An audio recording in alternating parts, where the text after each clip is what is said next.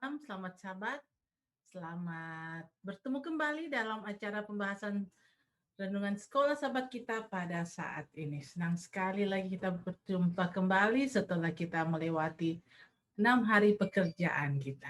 Baiklah, kita akan segera mulaikan acara pembahasan sekolah sahabat kita. Mari saya undang kita semua untuk berdoa. Kita satu dalam doa. Terima kasih Tuhan, Bapa kami yang ada dalam kerajaan surga. Kami mengucap syukur atas pimpinan-Mu sepanjang 6 hari lagi dalam segala aktivitas pekerjaan kami. Kami telah tiba lagi pada Sabat-Mu yang suci ini dengan penuh kesukaan dan tubuh yang sehat. Di hari Sabat yang suci ini Tuhan, kami datang lagi ke dalam tangan-Mu, mengucap syukur atas pimpinan-Mu. Kami akan memulaikan acara pembahasan atau rangkuman sekolah sahabat kita pada sepanjang minggu ini. Biarlah Tuhan pembahasan rangkuman ini Engkau dapat bersama-sama dengan kami. Roh Suci-Mu menjadi bagian kami agar kami dapat mempelajari dan kami dapat memperoleh berkat, nama-Mu dipuji dan dibesarkan. Roh Suci-Mu juga menjadi bagian Pendeta Muda Terus Nenggolan dalam membawakan sekolah sahabat ini agar Tuhan dia dapat membawakan dengan baik. Kami memperoleh berkat, nama-Mu dipuji dan dibesarkan. Terima kasih Tuhan, dengar sepenuhnya doa kami. Dalam nama Yesus, kami telah berdoa dan mengucap syukur. Amin. Selamat malam semuanya. Kita kembali masuk dalam pelajaran sekolah sahabat. Namun pada saat ini adalah sebuah kesimpulan. Saya coba merangkumkan dalam pelajaran sekolah sahabat kita. Hanya 4 bagian. Start dari ayat intinya. 1 perjanjian kekal. 1 perjanjian kekal. Seringkali kita berpikir, apa sih perjanjian kekal? Kenapa sampai itu perjanjian itu jadi kekal? Ini perjanjian kekal itu. Aku, Allah akan mengadakan perjanjian antara aku dan engkau, serta keturunanmu, turun-temurun menjadi perjanjian kekal, supaya aku menjadi Allahmu dan Allah keturunanmu. Kejadian 17 ayat 7. Ini kita sudah pelajari dalam 1 minggu ini, dengan telah dibahas oleh jelas dengan Pendeta Rantung.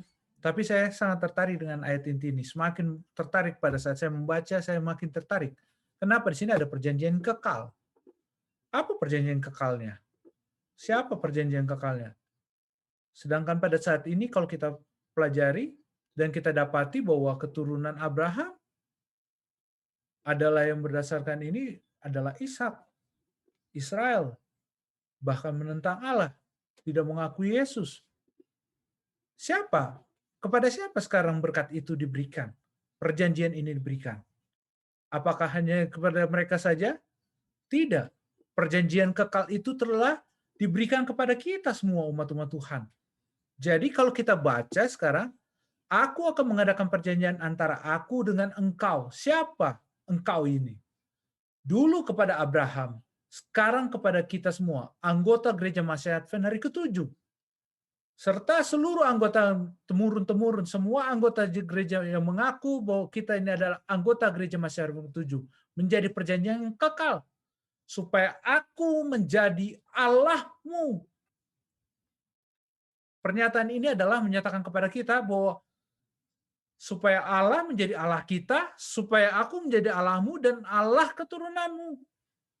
Kepada seluruh anggota Gereja Masih Advent ke-7, Allah sudah mengikat perjanjian. Dulu kepada Abraham, saat ini kepada kita. Saat ini kepada kita semua. Dulu kepada Abraham, sekarang ini kepada kita. Kita sudah dicangkokkan menjadi keturunan Abraham.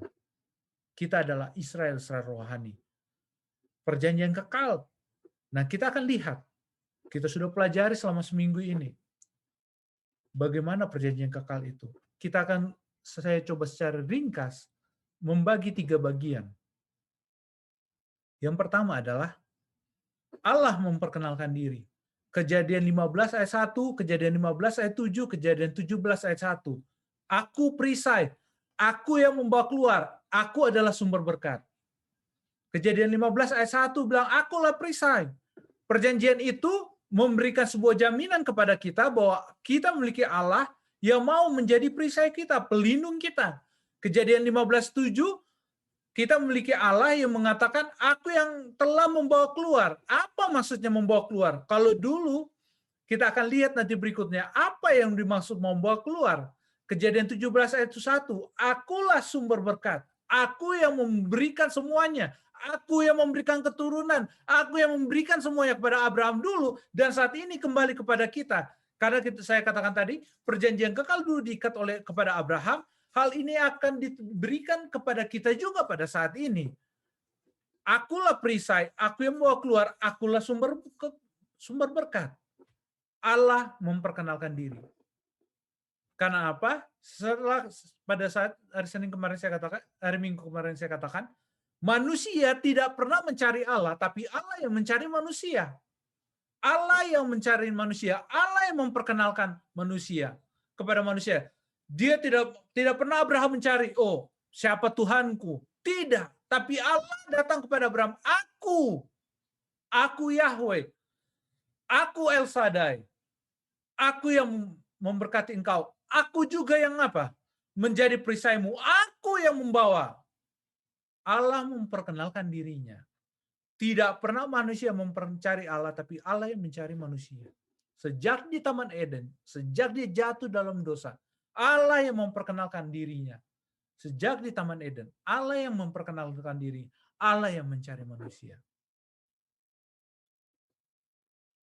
Selanjutnya, tindakan Allah, Kejadian 12 ayat 1, membawa keluar dari Saul. Tadi bilang, aku yang membawa keluar engkau dari tanah Ur Kasdim. Kejadian tadi, di Kejadian 15 ayat 7.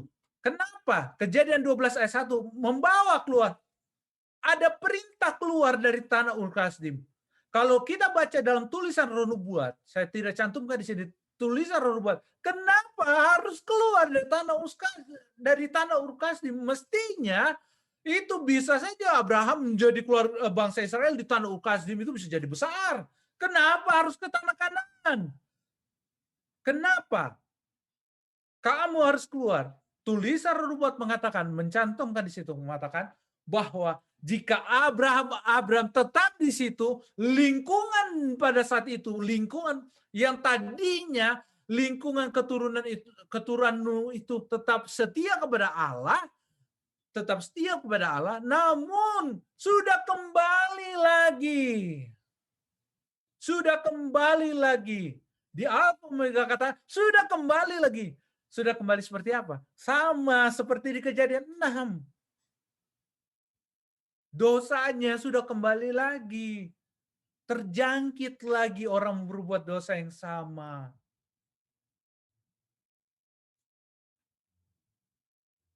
Dosanya kembali lagi. Apa yang jadi? Kejadian 12 ayat 1, dalam tulisan Nubuat katakan apa? Keluar.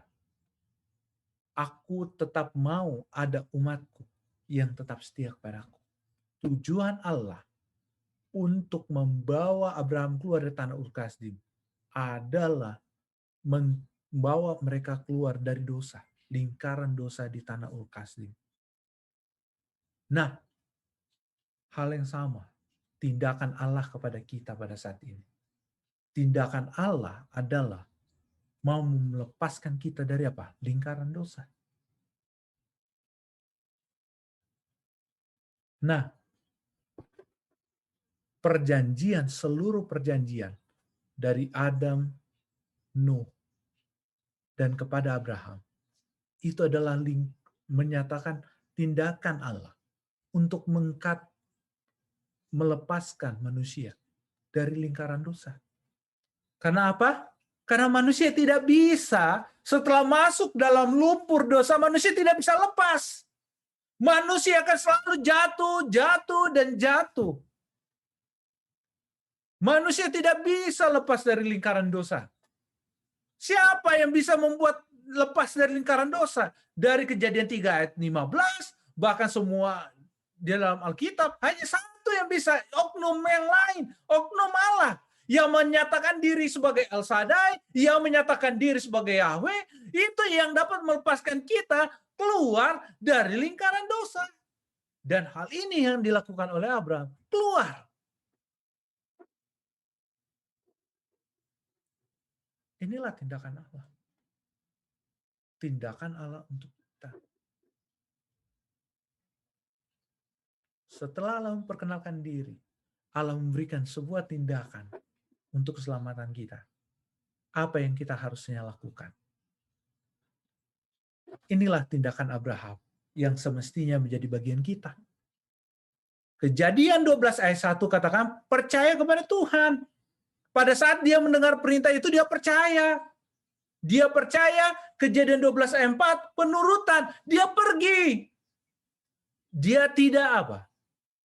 Tidak, oh nanti, tunggu dulu, nanti. Atau oh nanti. Atau, untuk apa saya harus pergi? Terus bertanya. Dua langkah ini yang paling sangat penting. Percaya dan menurut. Pada saat kita percaya, pada saat kita menurut. Apa yang Abraham lakukan, itu menjadi bagian kita, tindakan kita, maka kita akan diselamatkan. Kita akan menjadi warisan, memiliki warisan. Jika Abraham kembali, akan menerima warisan tanah Kanaan, duniawi dan surgawi. Kita pun akan menjadi memiliki hak warisan tanah surgawi. Kenapa? Tujuan kita bukan di dunia lagi. Tujuan kita adalah ke surga. Karena itu saudara,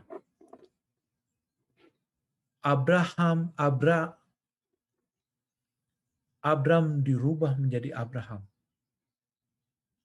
Jika dalam bahasa Ibrani arti Abram adalah Bapa yang mulia. Diubah menjadi Bapa orang yang percaya. Hal yang sama akan menjadi bagian kita jika kita melakukan apa yang Abraham lakukan.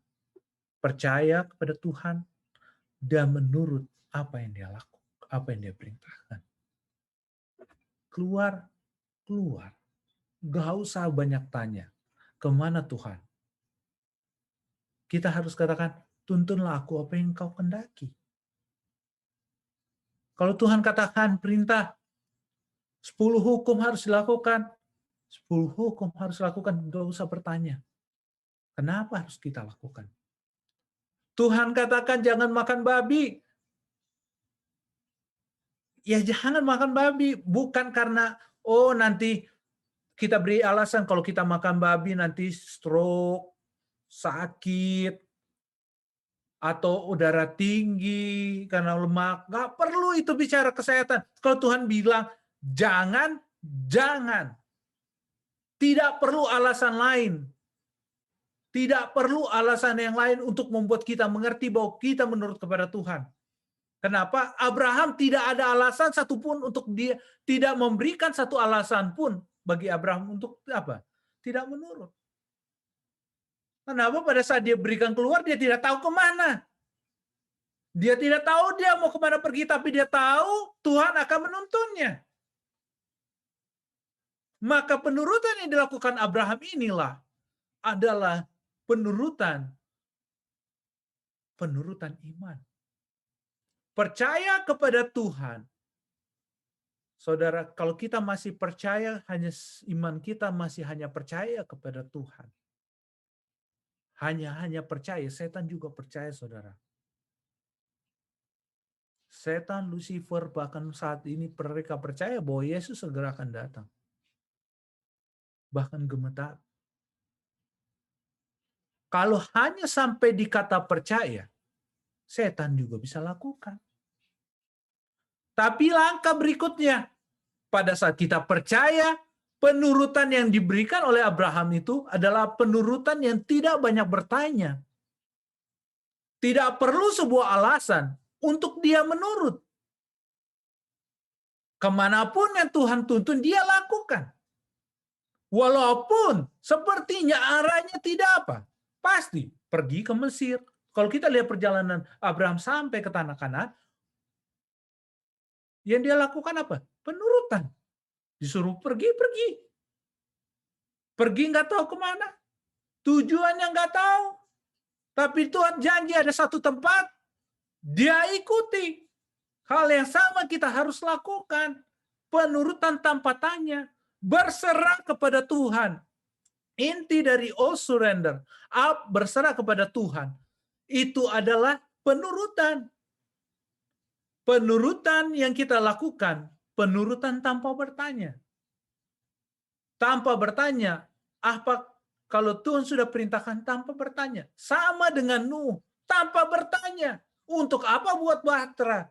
Dia tidak pernah bertanya Tuhan untuk apa berbuat bahtera. Kenapa harus di gunung? Kenapa harus membangun? Harus membangun. Enggak pernah hujan Tuhan. Apakah Nuh berkata dulu? Dia lakukan pada saat Tuhan perintahkan. Percaya kepada Tuhan. Dan langkah iman berikutnya adalah penurutan. Pada saat kita percaya, maka kita harus mestinya menurut. Dan pada saat kita menurut, itu adalah langkah iman kedua. Penurutan tanpa bertanya. Dan dalam hidup kita, akan kita serahkan kemana kita punya jalan kepada Tuhan. Sayangnya,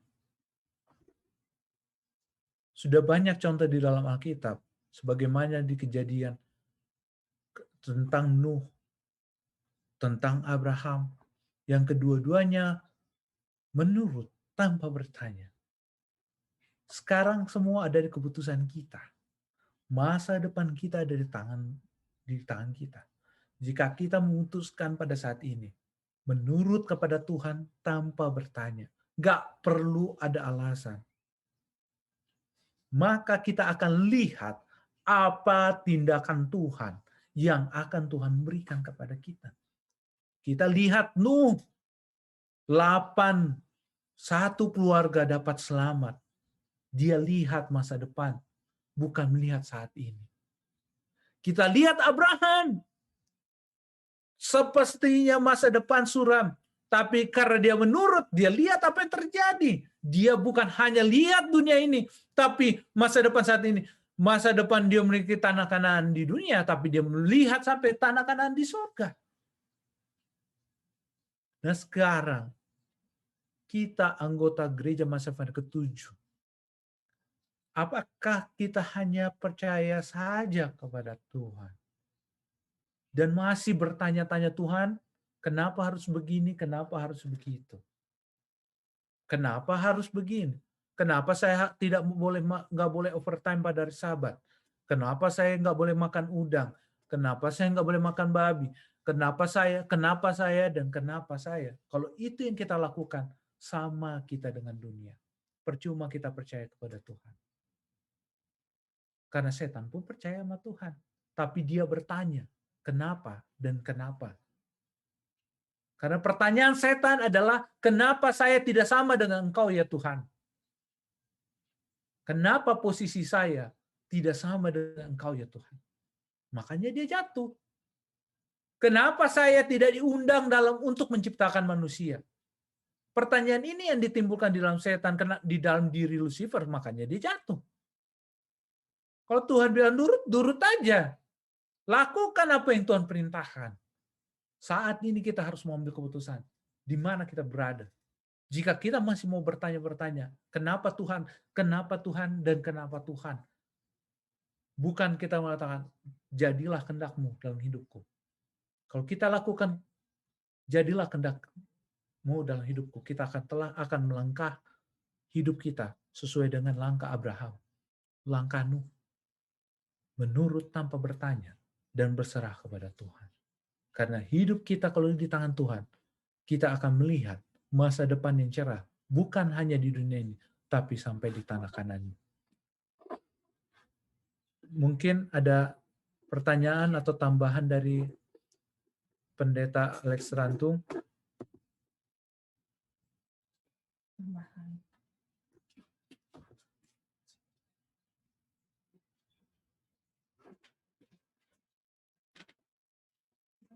Ya.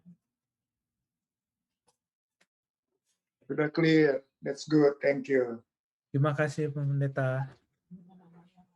Mungkin ada yang lainnya? Elder Angli, Elder Ridwan.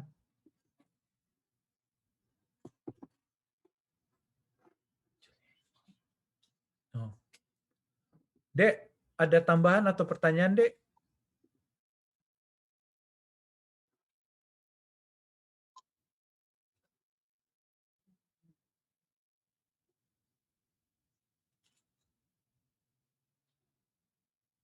Oke, bila tidak ada, saya serahkan kepada Iin. Baiklah, kalau tidak ada lagi tambahan atau pertanyaan, kita akan masuk dalam doa dan kesaksian. Jika ada hal-hal yang kita akan doakan, kami persilahkan.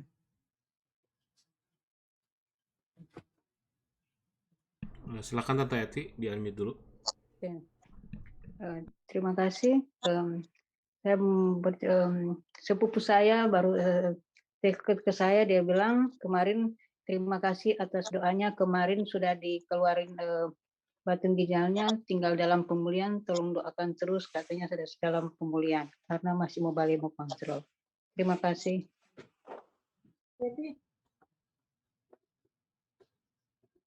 Jadi namanya siapa Tete?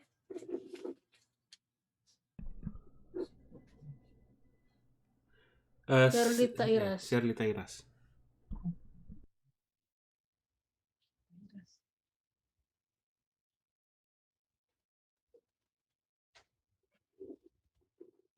Masih ada lagi?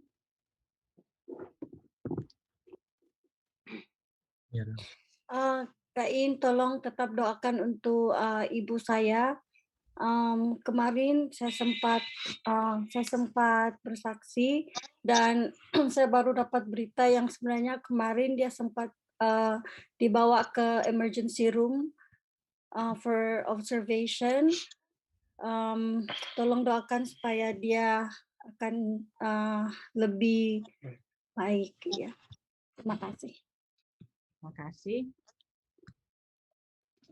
Kita tetap doakan ibu dari Miriam. Kita doakan juga Tante Rusanto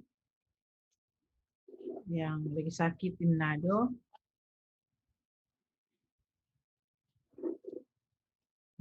Ada yang dari live stream deh. Dari Om Didi ada permintaan doa untuk Oma Sengi yang lagi sakit di Manado.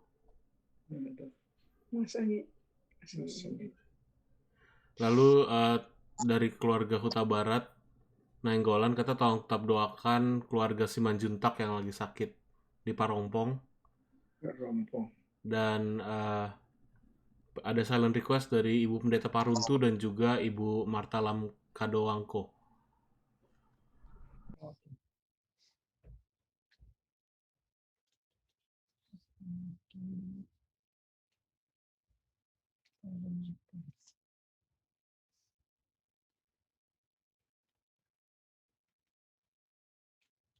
Oke.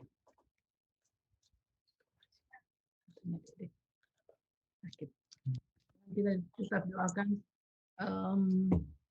tante dari Dedek yang lagi sakit. Oke. Baiklah, akan berdoa. Sudah, masih ada lagi, Dek? Oh, ada dari Tante Erna katanya tolong doakan adiknya Joni Kawan ya yang akan kemoterapi tanggal 25 ini. Dan saya baru ingat abang saya ulang tahun. Oh. Ya. Tanggal 24, udah tanggal 24 di Jakarta.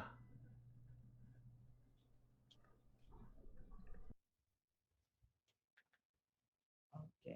Tapi Pak, kita yang BS. Oke. Yang Siregar itu.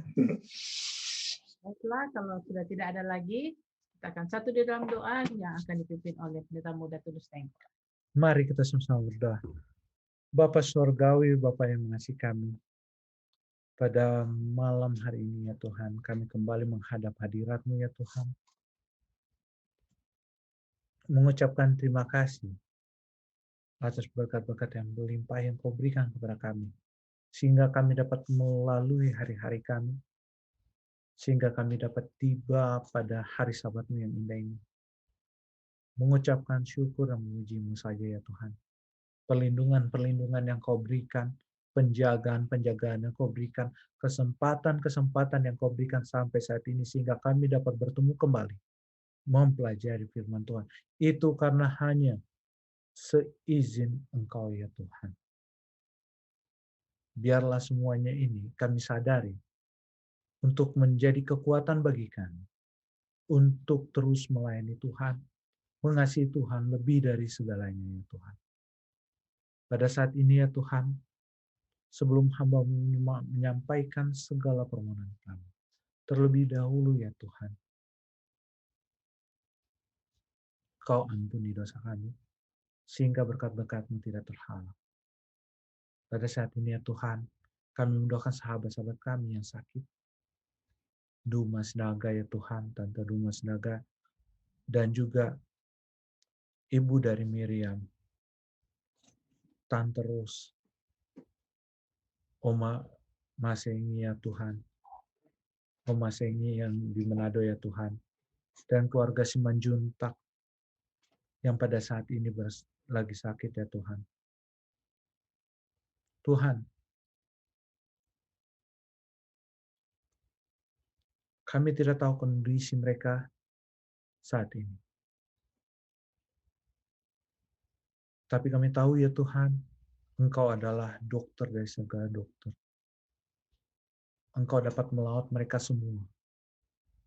Engkau dapat memberikan kesembuhan kepada mereka semua.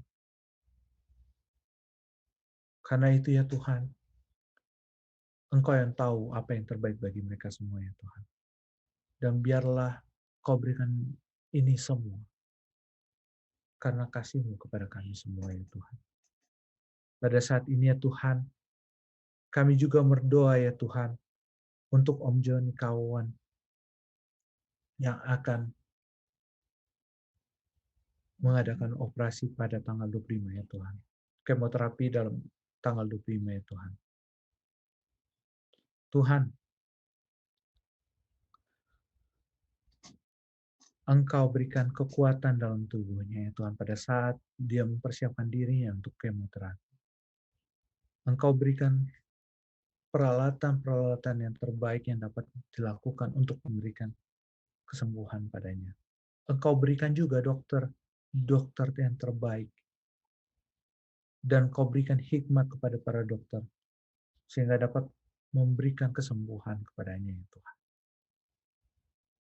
Sehingga kami semua dapat bersukacita atas kebaikan yang Kau berikan kepadanya ya Tuhan.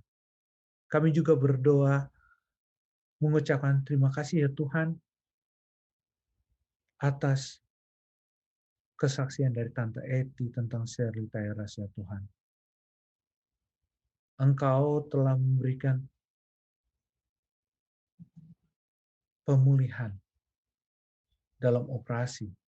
Dan biarlah terus dengan selanjutnya Tuhan. Engkau juga akan memberikan kesembuhan kepadanya dengan kesehatan yang sempurna. Sehingga dia dapat menjadi saksi bagi umat-umat Tuhan. Bahwa Engkau memberikan yang terbaik bagi dirinya. Pada saat ini ya Tuhan, kami juga mendoakan silent request yang diberikan oleh Ibu Pendeta Paruntu dan juga Tante Lam yang Kandowangko yang saat ini berdoa bersama dengan hamba-Mu ya Tuhan. Biarlah Engkau memberikan jawaban-jawaban doa pada saat mereka berdoa dan hamba-Mu berdoa pada saat ini. Engkau dengarkan jeritan hati mereka. Sehingga mereka pun dapat bersukacita memuliakan nama-Mu saja ya Tuhan. Pada saat ini ya Tuhan, hamba-Mu juga berdoa khususnya untuk Pendeta Rantung Senior, Pendeta Alex Rantung dan Ibu Pendeta. Biarlah Engkau memberikan kesehatan, kekuatan, dan semangat. Sehingga mereka pun tetap dapat menjadi contoh bagi kami. Mereka pun dapat menyaksikan hidup mereka menjadi kekuatan bagi umat-umat Tuhan. Dan kami akan memuliakan nama-Mu. Karena kebaikan-kebaikan yang Kau berikan kepada mereka. Hamba-Mu juga berdoa untuk Pendeta Stephen Rantung beserta keluarga. Engkau berikan kepada mereka kesehatan dan kekuatan. Engkau juga memberikan kepada Pendeta Rantung hikmat kejaksanaan dari surga. Sehingga Pendeta Rantung pun dapat mendorong kami untuk terus mengasihi Tuhan. Mendorong kami untuk melayani Tuhan. Hamba-Mu berdoa untuk seluruh anggota Gereja Masyarakat Hari ke-7 yang telah hadir dalam acara Sekolah Sahabat ini, ya Tuhan.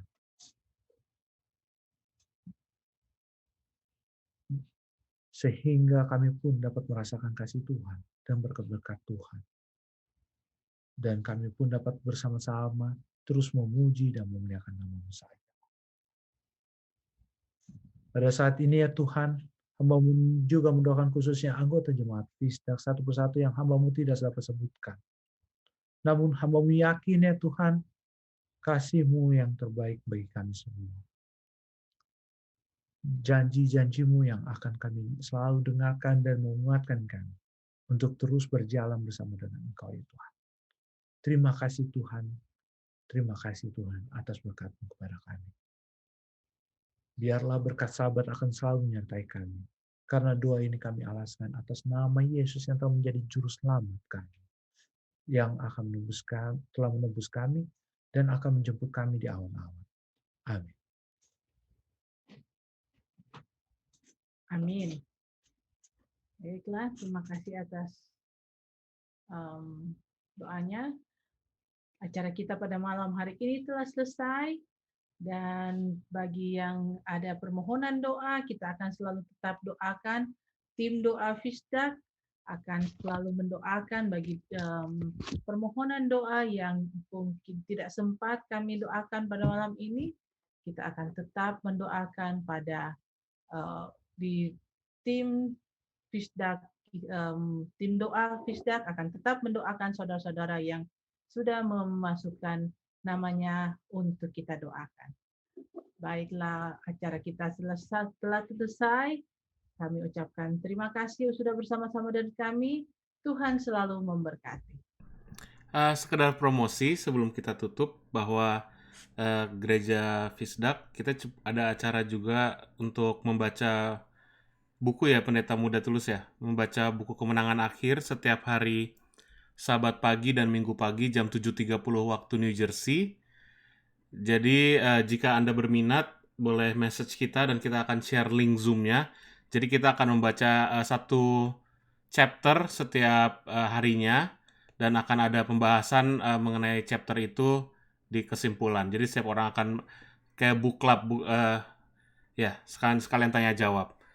Jadi jika ada yang tertarik boleh message kita setiap Sabtu pagi jam 7.30 atau waktu Indonesia itu Jakarta jam 7.30 malam ya.